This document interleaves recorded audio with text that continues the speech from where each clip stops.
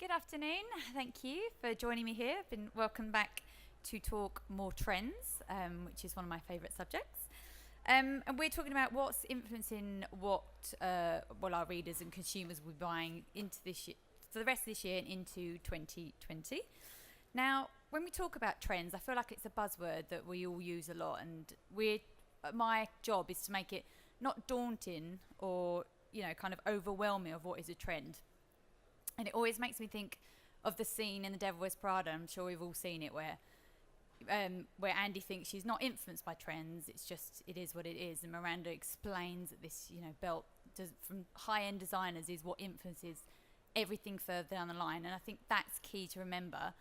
Everything we buy, everything that's produced is trend-led. So you may not feel, and I'm sure our readers, because we know they don't really think in terms of trends, it's all important and it all determines what we're buying. So we think at Ideal Home outside of trends because we know that our audience don't buy into what's hot now, what's not, the fads as it were. They're looking for something that's going to be sustainable, like a key look for their homes. So we tend to work in Perma trends. Now these are underlying trends that as a brand we look at all the time, that goes into everything we do. So whether it's country, mid-century or glam, these looks and a lot of the sort of micro trends work within all of these looks. And it's for our readers to be able to get a sense of identity. So no matter what micro trend we're looking at, it will fit into one of these categories. Now, what I see in my job, very lucky, I meet a lot of people who are dealing with, so Dulux have trends, paint, like colour of the year, which is Spice Honey, which I'm sure we're all familiar with. It's a very optimistic, warm tone. Pantone is another who have a colour. This year it is Living Coral, which is a life-affirming orange, as they describe it. So we're seeing trends for a lot more colour, sort of vibrant. We're coming out of the dark times, as they say, and we're looking to bring colour back into our lives. Pinterest is another tool that we use in terms of talking about trends. We know it's 3 to 6 months ahead of trends, and that also is interesting, that it's our audience and all of us that are determining what becomes a trend. I was actually had a meeting with Pinterest, and they were saying that if something is spiking in a trajectory for about 6 months, that officially becomes a trend. So we are creating trends through the world that we live in and how we, social media, and we're sharing. I think we're becoming much braver in having our own identity. Social and economic things also influence trends. So sustainability is a huge thing at the moment, and I think that goes into a lot of designers. Everybody's looking at things in a different way, how they can move things along and have this, how we have to deal for the world to sustain it with new products. And one of the big changes of seeing trends is that they're all much more cohesive. So you won't see through the trends which you've identified as a team, there aren't any that really stand out. You could have elements from one that would then fit into the next, and that's interesting because I think that gives more longevity to these micro trends, because you can buy into key elements of each one. So Marks and Spencer's is a retailer, which is interesting from my point of view, to see that they are now determining their trends rather than a look. So we would have had in seasons past the Japanese influence against the Scandi or the Nordic. They are now doing it in colour, which is interesting because that's the first time I think they're sort of pioneering that in the retail space. The last 2 seasons it's all been on colour. So they may produce something and do it in a different colourway so that you can all sort of create your own trend within what they are identifying as trends. Because we all know what we like and we buy what we like, and that's the beauty now. And we do a feature which is now the new way to do. So we talk about trends in a way, they're new, but it's not necessarily going to be here and go. It's not flash in the pan. They've got staying power. So these are the trends that we have identified as a team for 2019. So this is retro fusion. It's a nostalgic trend that celebrates and reimagines mid-century interiors and designs from a bygone era. Now, we called this retrofusion purely for the fact that there are so many. It's anything basically that's, you know, the past, which is inspiring the future. So we look at 1920s Art Deco, those really nice scallop shapes. They're all really big. The colour palette of the 1950s and 70s, those tones like the really sort of earthy browns, they're all coming through. The Bauhaus is arts and crafts, 100 years. There's a lot of that influence where we have industrial materials with natural colour palettes really making a big statement. Clean lines and contemporary style, which you can see on furniture pieces, the Sputnik lightings, those really big wow, and table lamps, the exposed bulbs with the brass stand, really simple, sleek, effortless designs hold their own in this. The green is a key colour, so it's the Night Watch green, which I know has been a big thing. For decorating for the walls, it gives a backdrop to those really vibrant jewel colours and accents. And mustard as a colour is just huge. I mean, it has been for a while. Pinterest are reporting it's 45% up year on year, and the interesting thing is seeing how it's being used is different. So mustard isn't a new colour, but it's how we're using it. Whereas we would have had Scandi greys and whites with mustard accents, it's now being paired with these rich greens, the jewel colours, the kind of, it's just how we're using it is different. The deep wood tones accentuate all those beautiful, vibrant jewel tones as well. The oranges, the tans, lush. So, and brass and wood combined, again, we're seeing it for lighting, on decorative piece of furniture. And obviously we've got the Eames chairs. They're classic design icons that hold their own in this trend, which is ultimately about contemporary, simplistic, yet functional design. And it has this sort of unashamedly nostalgic peachy colour palette for this one. So I think this is going to be very popular going forward. We had Retro Luxe for autumn winter, and I think feeds into this. Velvets, it's creating an opulent look with just simple, great design. Our next trend is Nordic Retreat. It's a serene Scandi style updated with hints of pattern and texture. Now, we had new Nordic for autumn winter. The ever popular Scandi style is not going anywhere. And we saw global pattern influencing that last season.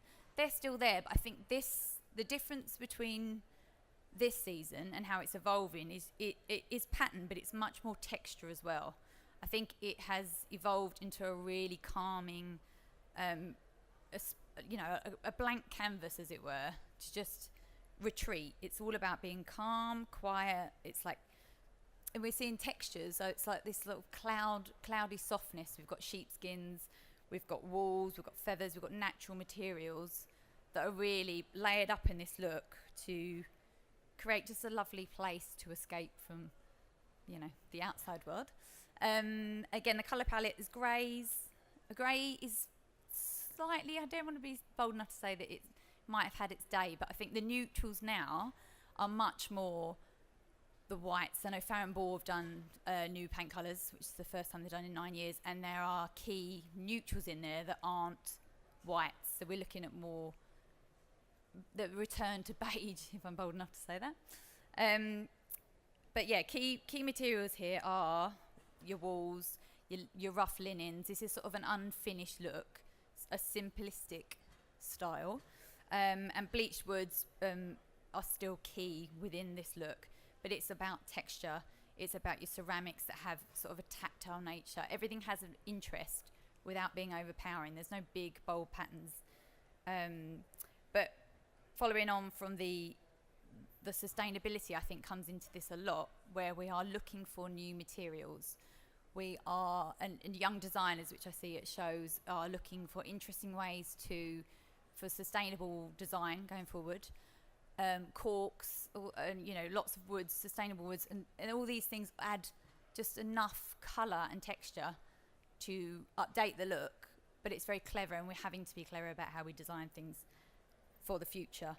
And I've just had an interesting conversation actually with Suzanne about the, I think by 2025, IKEA, and I believe Marks and Spencer's now, will be entirely or reach a point where it's all sustainable. So I think these factors are coming into this trend where we just want to create a home that feels nice to nature. And another thing to mention for this one, when we're talking about tactile textures, is that textile art is up 1,718% on Pinterest in search. Now that to me is, I'm seeing a lot of wall hangings, interesting ways of using fabrics, and so crafting, which will all come into this look, I think, just because of the natural textures. A lot of it is walls. Yeah, so that's that one. And now this is what we would expect for a spring summer, is soft tropics. This is a joyous celebration of nature in a softer format, diluted by desaturated colour palette. Now, we identified this in our planning, and we had all sorts of discussions about what it was going to be called. And I decided on soft tropics because it is that big, bold, the palm prints are key for this look. But it's more about the colour palette is desaturated in that it's much more painterly. So if you don't particularly like green, then you can enter into this simply using real green, like natural greens. Our houses are full of plants. House plants are more popular than ever. You know, we're filling our homes, whether they're real or faux. We have this real, you know, key instinct to just bring nature in. And I think this trend is reimagining that, but without being too bold, which is why it's soft tropics. All the prints that we see, like these wonderful examples on the bedding and the wallpaper, all the designs that I'm seeing from all the new collections are much more painterly. They feel like they've come from a sketchbook. It's less, I mean, we do have the big, you know, blousy, round palm prints, but they're much more toned down. They're kind of, yeah, they're softer than the tropical out and out sort of Hawaiian vibes. Bold wallpaper, so particularly tropical leaves and prints are huge, up 401% in search, because we're becoming braver. So we're using big, bold wallpapers, and I think having it in a softer colour palette makes these more accessible to people. And again, if you don't like greens, the mustard plays a key role here. The corals, there's the really nice plaster pink.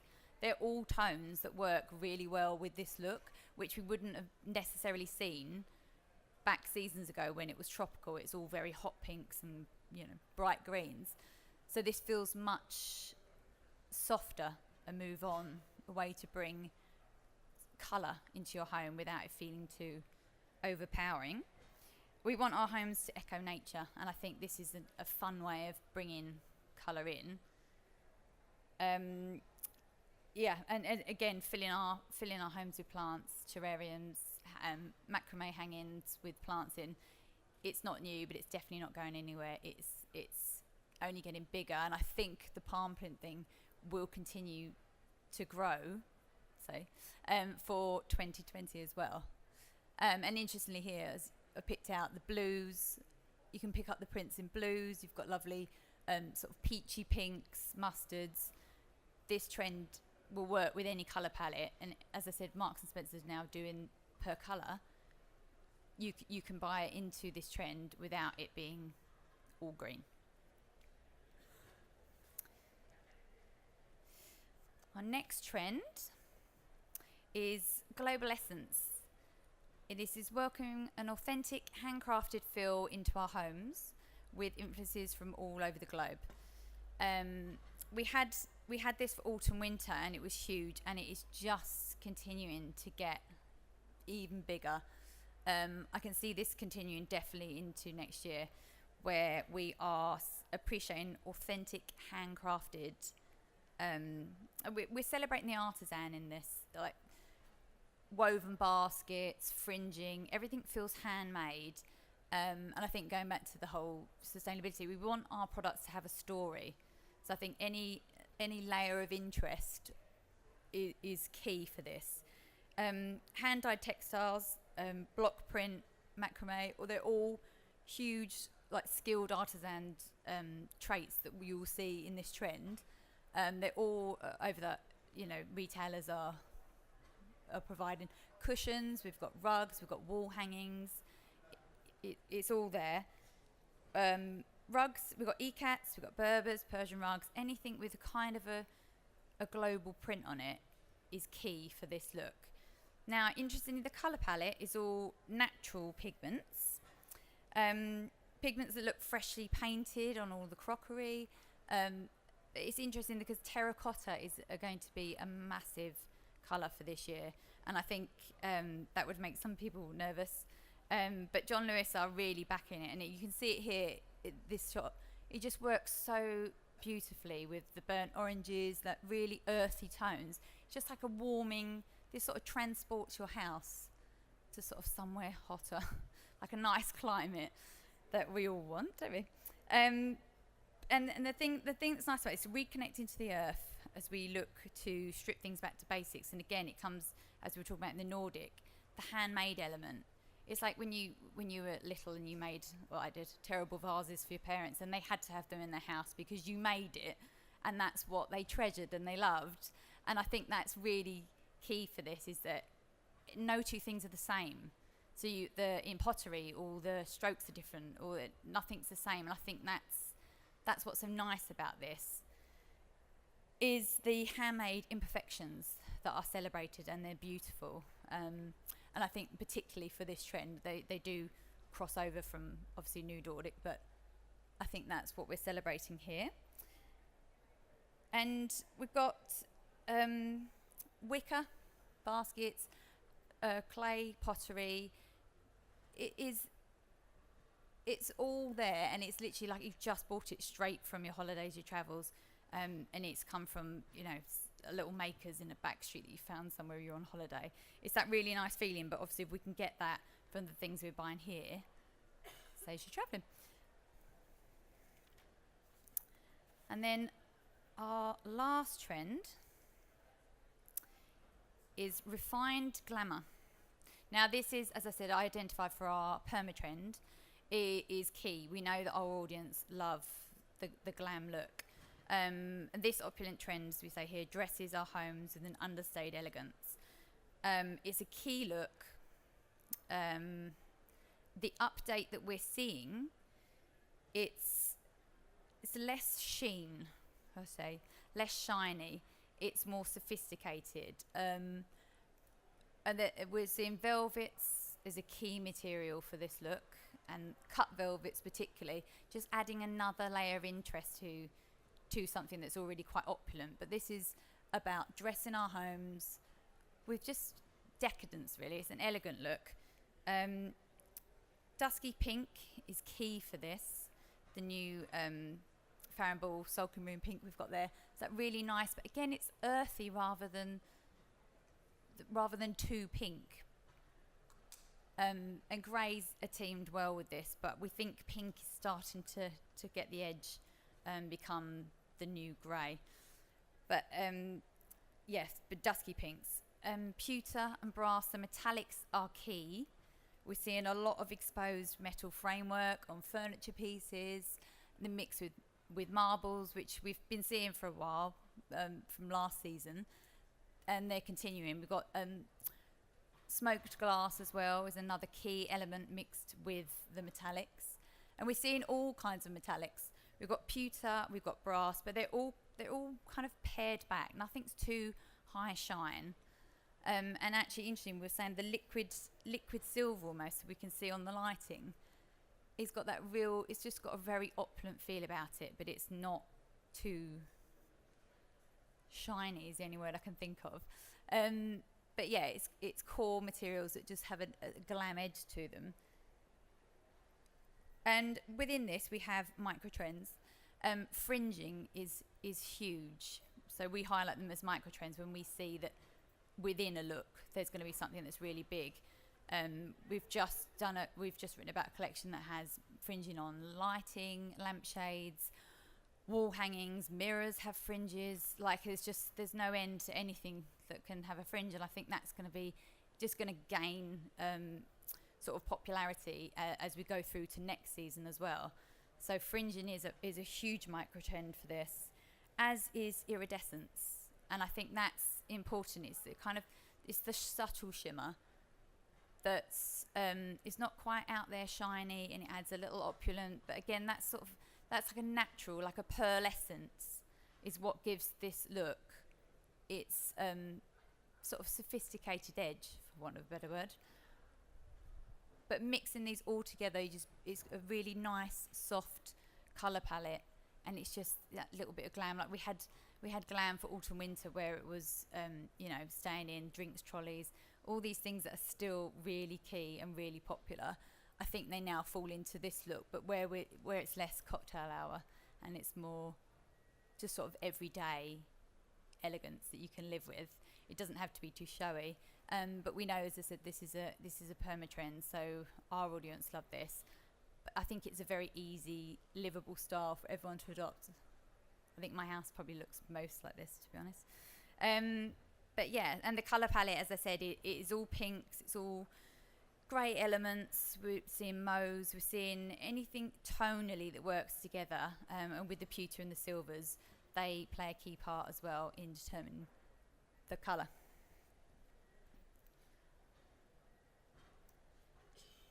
And that concludes my trends presentation. So if anyone has any questions, sorry guys, should we start again? Anyone's got any questions, if they'd like to come up and ask me, I'm happy to take questions. We'll talk through.